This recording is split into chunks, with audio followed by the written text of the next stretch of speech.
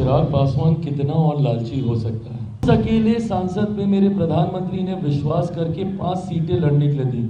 अब अगर इसके बाद भी मैं गठबंधन से कुछ मांगूं तो मुझसे बड़ा नाशुक्रा कोई नहीं होगा, मुझसे बड़ा लालची कोई नहीं होगा। इसके चिराग पासवान कितना और लालची हो सकता है। विचारों से समझौता की बात हो रही है। नहीं, ये लालच की बात होगी। आप सोच रहे हैं मैं कहाँ से आया हूँ। 2021 में आप मेरे साथियों में से रहे हैं जिन्होंने मेरे संघर्ष के हर दौर को देखा है, जहाँ एक आदमी आपको मेरे आसपास नहीं दिखता होगा। संभवतः कहीं कार्यक्रम करना है तो 10 लोग कहाँ से आएंगे, कौन उस व्यवस्था को तैयार करेगा। ये मुट्ठी भर लोग जो हमारे साथ थे वो इन चीज़ों को ऑर्गेनाइज करने का काम करते थे। ऐसे में 2024 में अकेले सांसद की पार्टी, और जिसकी पार्टी को 2021 में तोड़ दिया गया था, उसे घर परिवार से निकाल दिया गया था, उस अकेले सांसद पे मेरे प्रधानमंत्री ने विश्वास करके 5 सीटें लड़ने के लिए दी।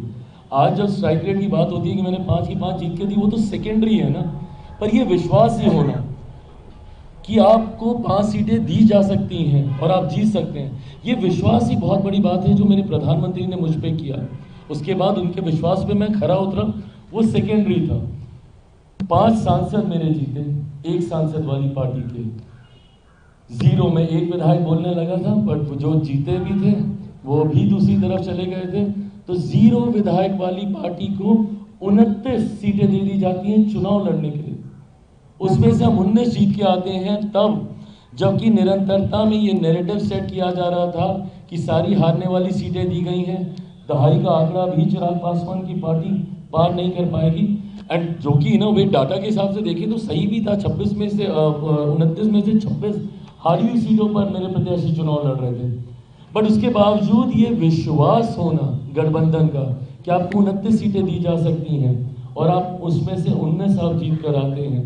2 मंत्रियों को पहले उसमें शपथ भी दिलवा दी जाती है। अब अगर इसके बाद भी मैं गठबंधन से कुछ मांगूं तो मुझसे बड़ा नाशुक्रा कोई नहीं होगा, मुझसे बड़ा लालची कोई नहीं होगा। इसके बाद भी अगर मैं मलाल रखूंगा किसी तरीके से तो फिर मुझे खुशियों को मनाना नहीं आता होगा। तो ऐसे में जितना मिला है मैं मानता हूं कि ये मेरे पिता के आशीर्वाद से हम लोग यहाँ तक पहुँचे हैं। तो मलाल कतई किसी बात की नहीं।